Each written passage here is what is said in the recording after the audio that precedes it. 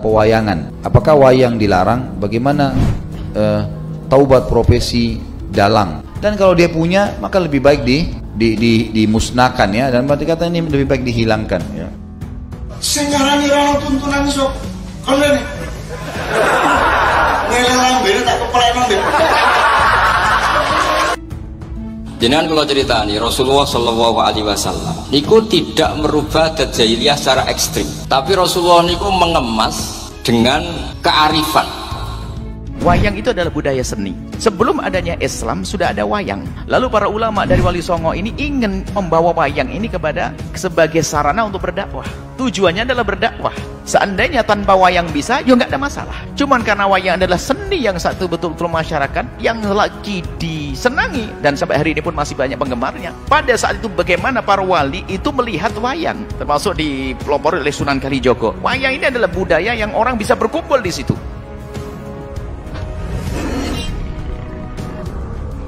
Wayang adalah ajaran yang luar biasa. Yang Quran tinggal memberi legitimasi.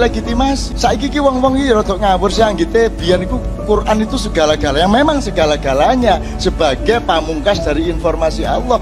Tapi Nabi Daud nganggo Quran ta? Lah mboten sih.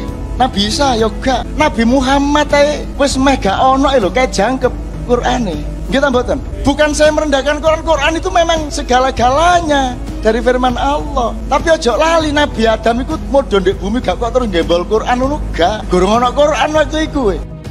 Saya orang Jawa dan saya suka pewayangan. Apakah wayang dilarang? Bagaimana taubat profesi dalang? Tentu saja saya sudah pernah bilang teman-teman sekalian, kita tidak akan berbicara dalam ceramah seperti ini bukan menjatuhkan sama sekali. Tapi kita sudah harus tahu dan sadar kalau kita muslim, dan muslim ini dipandu oleh agama. Makanya saya bilang caranya adalah harusnya Islam dijadikan tradisi dan budaya. Jangan kita balik, jangan budaya diislamkan, susah. Ini adalah dari segi keyakinan. Mereka luar biasa para ulama, cerdas mereka di dalam mengislamkan budaya. Makanya beliau masuk dakwah melalui pewayangan ini. Sehingga wayang itu banyak kisah yang dirubah.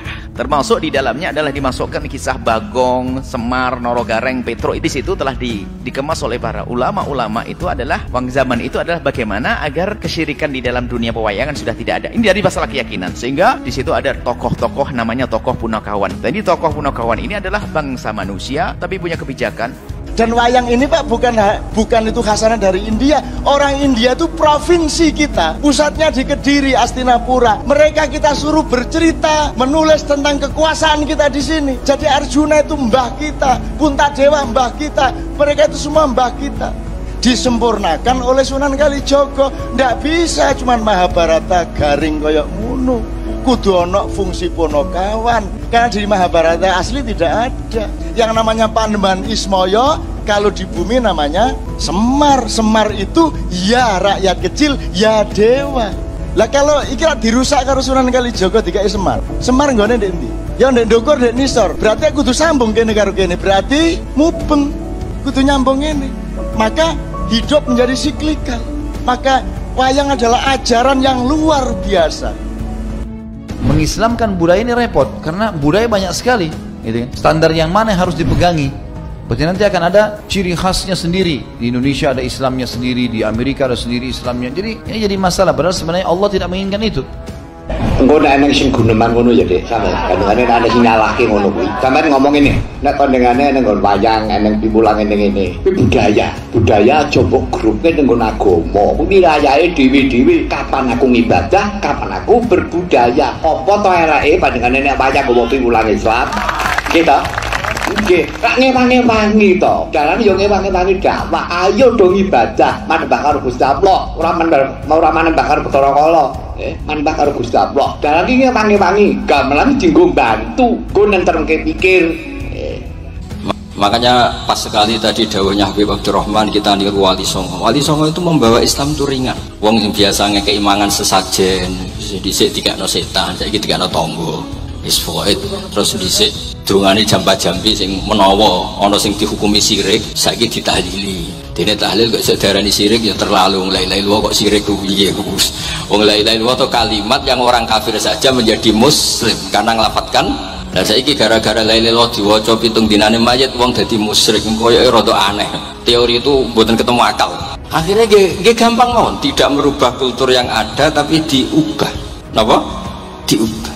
Jenengan kula critani Rasulullah sallallahu alaihi wasallam niku tidak merubah adat jahiliyah secara ekstrim. Tapi Rasulullah niku mengemas dengan kearifan. Allah sebagai pencipta menginginkan kita punya standarisasi.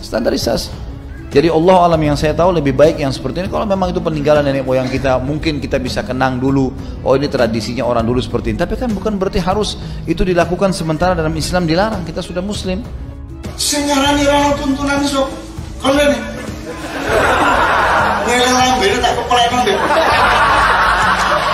Untuk mengerti Al-Quran harus siap akalnya dan hatinya. Makanya orang-orang yang tidak siap akalnya, tidak siap hatinya, memahami Al-Quran dan menghasilkan sesuatu yang menakut-nakuti Anda, membid'ahkan Anda, mengkafirkan Anda, mereka sebenarnya adalah orang-orang yang adalah makhluk yang belum manusia. Dia seperti kambing yang belum punya akal dan tidak punya hati nurani.